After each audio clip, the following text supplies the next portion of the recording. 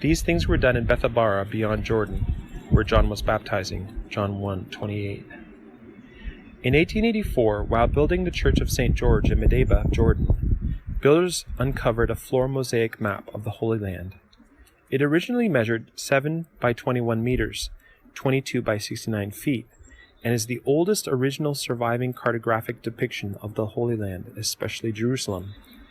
It is dated to the years 542 to 570 AD, and although it has some inaccuracies, it can be helpful by showing the approximate location of the place of the baptism of Jesus. Then Jesus came from Galilee to John at the Jordan to be baptized by him. But John prevented him, saying, "I need to be baptized by you, and are you coming to me?" But Jesus answered and said to him, "Permit it to be so now, because it is fitting for us to fulfill all righteousness." Then he allowed him. And when he was baptized, Jesus came up immediately from the water, and behold, the heavens were opened to him, and he saw the Spirit of God descending like a dove and lighting upon him. And behold, a voice from heaven saying, "This is my beloved Son, in whom I am well pleased." Matthew 2:13-17. In 1998, following the clues from the Medeba map, Franciscan friar Dr. Michel Piccirillo found the actual location of the baptism of Jesus Christ. At the site are the remains of the Byzantine Church of St. John the Baptist, with a cross-shaped baptismal font, the only one of its kind in the world. This is remembered as the place where John baptized Jesus, and for centuries during Byzantine times, thousands of believers were baptized at this site. After being baptized, pilgrims carved crosses to commemorate their baptism. Crosses can be seen by the hundreds here. Ancient pilgrims such as Theodosius, the Piacenza pilgrim, and Abbot Daniel all wrote about the location. The descriptions matched this place perfectly. In those days, John the Baptist came preaching in the wilderness of Judea and saying, "Repent, because the kingdom of heaven is at hand."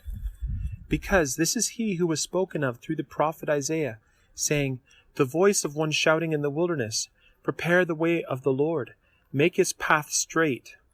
Matthew 3:1-3. And he went away again beyond the Jordan to the place where John was baptizing at first, and there he stayed. Then many came to him and said, "John performed no miracle, but all the things that John spoke about this man are true." And many believed on him there. John 10:40-42. John the Baptist came preaching in the wilderness to fulfill Isaiah's prophecy over 700 years beforehand, and Malachi's prophecy over 400 years earlier.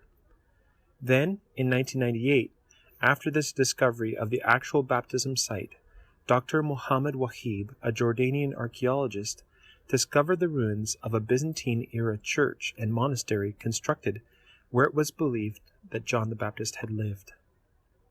Jesus came to this place to get away from angry people who wanted to harm him and to be with John the Baptist. At that place, many believed in Jesus. Hundreds of monks lived in this area for many centuries, wanting to get close to God and live a life stripped of possessions, just as John the Baptist did. Then Jesus was led up by the Spirit into the wilderness to be tempted by the devil. And when he had fasted 40 days and 40 nights, afterwards he was hungry. Now when the tempter came to him, he said, "If you are the Son of God, command that these stones become bread." But he replied and said, "It is written, man shall not live by bread alone, but by every word that proceeds from the mouth of God." Matthew 4:1-4. This site is believed to be the place where Jesus fasted 40 days and nights and was tempted by the devil. At this location is the Greek Orthodox Monastery of the Temptation. Empress Helena, mother of Constantine, made a pilgrimage to the Cave of the Temptation in 326 AD. The cave became a monastery in the 6th century and is now staffed by 3 Orthodox monks who lead tours for visitors. And swiftly she came in immediately to the king and asked, saying, "I want you to give me the head of John the Baptist on a platter at once." And the king was exceedingly sorry, yet because of his oath and because of those who sat with him, he did not want to refuse her. So immediately the king sent an executioner and commanded his head to be brought. And he went and beheaded him in the prison, brought his head on a platter, and gave it to the girl, and the girl gave it to her mother. And when his disciples heard of it, they came and took away his corpse, and laid it in a tomb. Mark 6:25-29. In 1807, Dr. Ulrich Jasper Seetzen, a German doctor and explorer, discovered the fortress of Machaerus. This is where John the Baptist was imprisoned and beheaded, and although the Gospel does not give a location in Matthew 14, the writings of Flavius Josephus tell us that these events took place here. This is where John the Baptist spent his final days. On the third day, there was a wedding in Cana of Galilee, and the mother of Jesus was there. Now both Jesus and his disciples were invited to the wedding. And when they ran out of grape juice, the mother of Jesus said to him, "They have no wine." Jesus said to her, "Woman, what does your concern have to do with me? My hour has not yet come." His mother said to the servants, "Whatever he says to you, do it." Now there were set there 6 water pots of stone, according to the manner of purification of the Jews, containing 2 or 3 measures each. Jesus said to them, "Fill the water pots with water," and they filled them to the brim. And he said to them, "Draw some out now, and take it to the master of the feast." And they took it. But when the master of the feast had tasted the water that was made wine, and did not know where it had come from, but the servants who had drawn water knew, the master of the feast called the bridegroom, and said to him, "Every man at the beginning sets out the good wine, and when the guests fully drink that, then the inferior. But you have kept the good wine until now." This beginning of miracles Jesus did in Cana of Galilee, and manifested his glory, and his disciples believed on him. John 2:1-11. The Cana Catholic Wedding Church in Kfar Cana, built in 1883, sits on top of ruins of what many believe to be Cana of Galilee in Khirbet Cana. In 1997, excavations by Father Eugenio Alialta, an Italian Franciscan archaeologist, uncovered ruins of houses from the 1st to 4th centuries AD and structures from Byzantine times. An inscription in Aramaic was found which reads, "In memory of the pious Joseph, son of Tanhum, son of Bota, and of his children who made this table, may it be for them a blessing. Amen." A wine press was found at the site, as well as large stone jars that could have been preserved as the jars Jesus used to turn water into wine. On the third day, there was a wedding in Cana of Galilee, and the mother of Jesus was there. Now both Jesus and his disciples were invited to the wedding. And when they ran out of grape juice, the mother of Jesus said to him, "They have no wine." Jesus said to her, "Woman, what does your concern have to do with me? My hour has not yet come." His mother said to the servants, "Whatever he says to you, do it."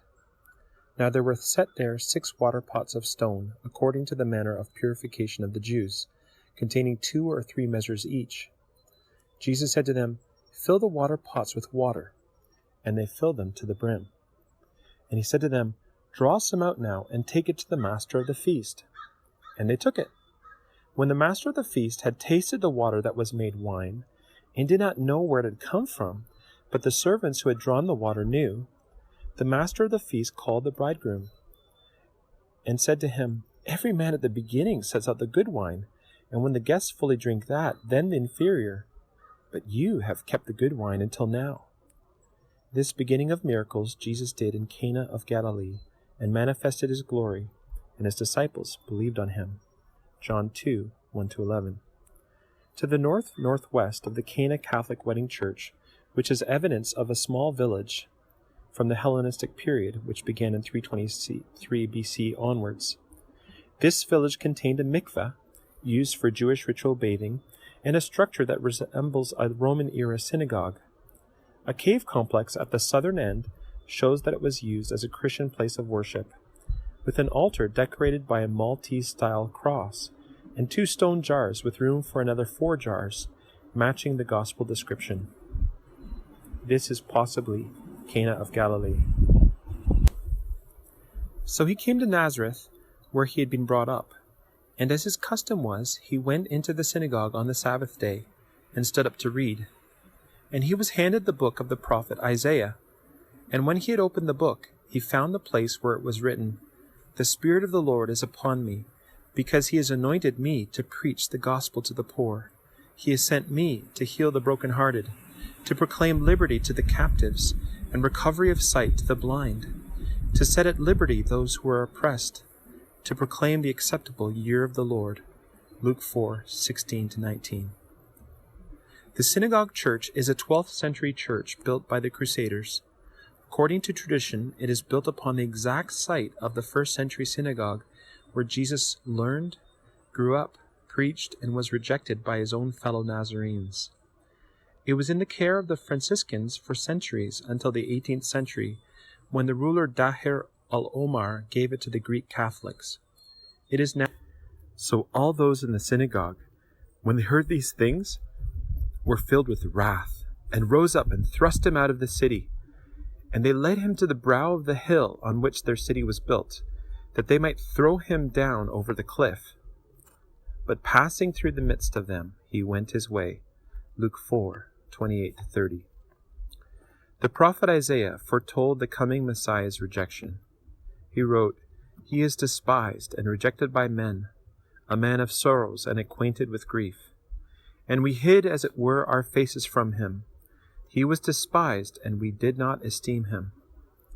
About 2 kilometers to the south of the center of the city of Nazareth is a cliff which rises to an elevation of 395 meters, 1,296 feet.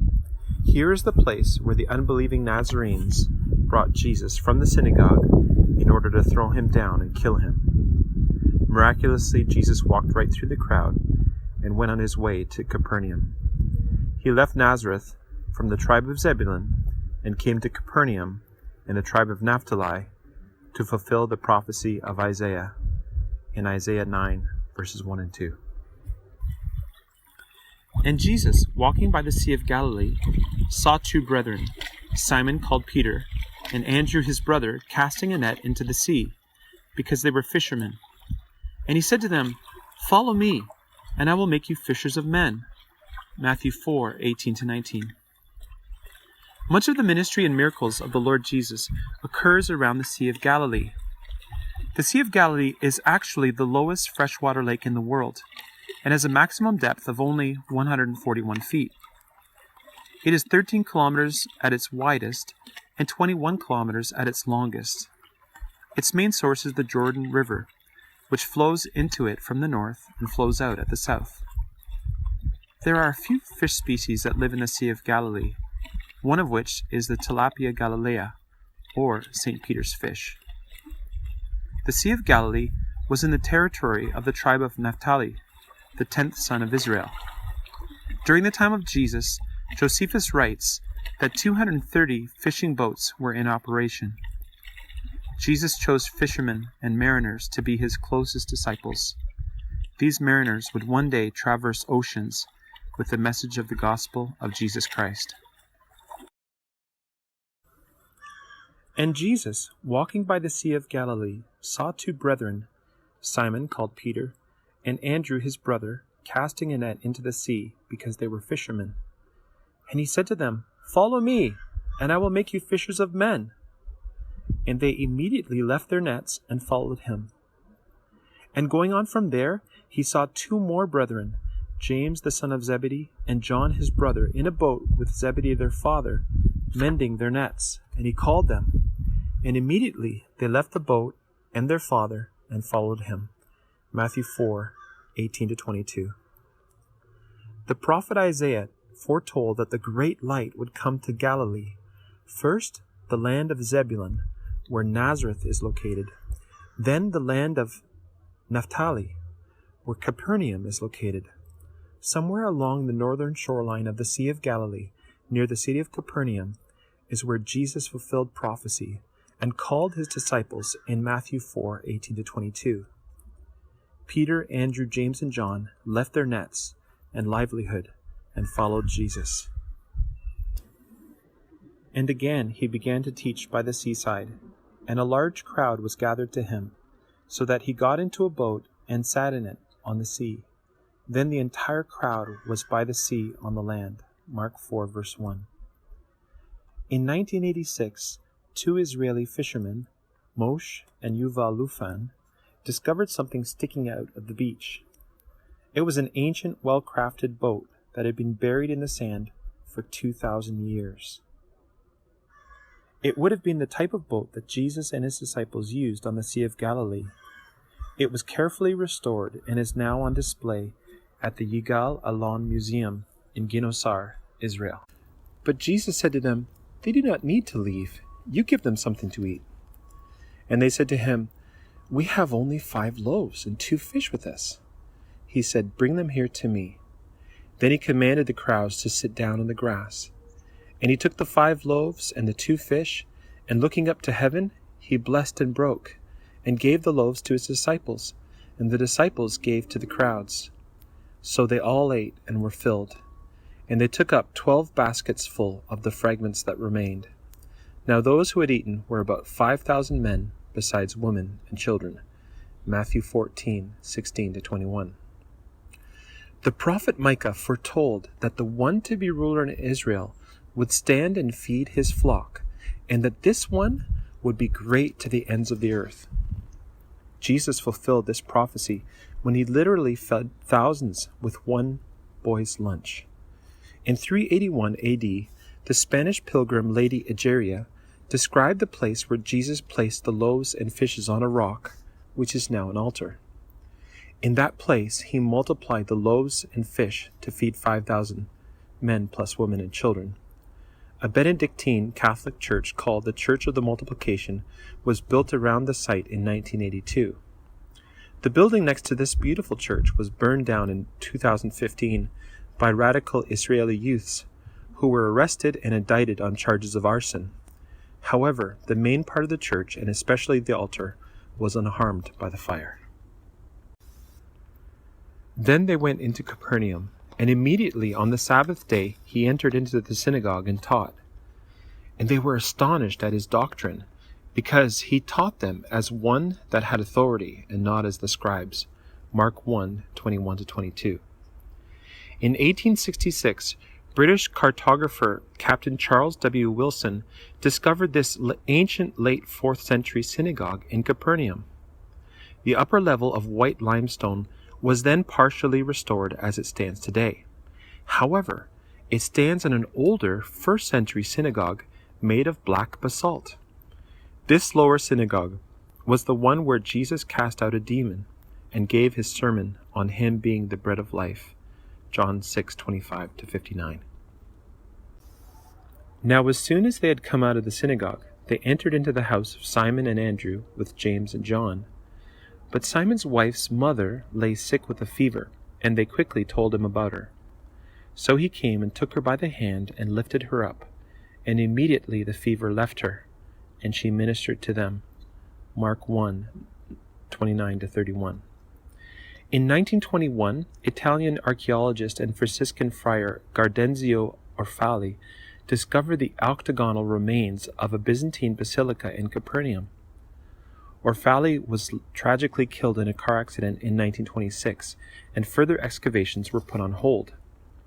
Later, in 1968, Italian archaeologist and Franciscan friar Virgilio Corbo, along with other friars, excavated further under the center of the octagonal church. They discovered that it was built around a 1st century home, which had been venerated from the time of Christ through to the Arab period.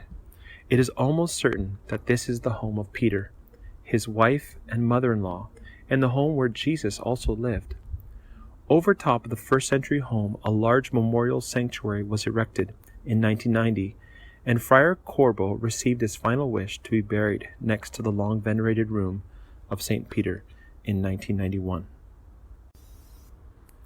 And seeing the crowds, he went up on a mountain, and when he was seated, his disciples came to him. Then he opened his mouth and taught them, saying, "Blessed are the poor in spirit, because theirs is the kingdom of heaven." Matthew 5:1-3. In the year 381, the Spanish pilgrim Lady Egeria spoke of a cave in the hillside at the 7 springs near Tabga, upon which the Lord ascended when he taught the Beatitudes, she writes. The terrace above this still existing cave, called Mughara Ayub, is considered the traditional place where Jesus preached the Sermon on the Mount in Matthew 5-7. A Byzantine church was erected nearby in the 4th century, but it is now in ruins. Uphill from this structure is the Church of the Beatitudes, built in 1938 by the Italian Franciscans. Now it happened the day after that he went into a city called Nain, and many of his disciples went with him, and many people. And when he came near the gate of the city, behold, a dead man was being carried out, the only son of his mother, and she was a widow. And many people from the city were with her. And when the Lord saw her, he had compassion on her, and said to her, Do not weep. Then he came and touched the coffin, and those who carried him stood still. And he said, Young man, I say to you, arise. So he who was dead sat up and began to speak. And he presented him to his mother. Then reverence came upon all, and they glorified God, saying, A great prophet has risen up among us, and God has visited his people. And this report about him went throughout all Judea and all the surrounding region. Luke 7:11-17. In 1838, the famous Edward Robinson, known as the father of biblical geography, identified the city of Nain on his travels to Palestine. This is the city where Jesus raised the widow's son from death. To commemorate the miracle of Luke 7:11-17, the Franciscan order built a church here in 1880.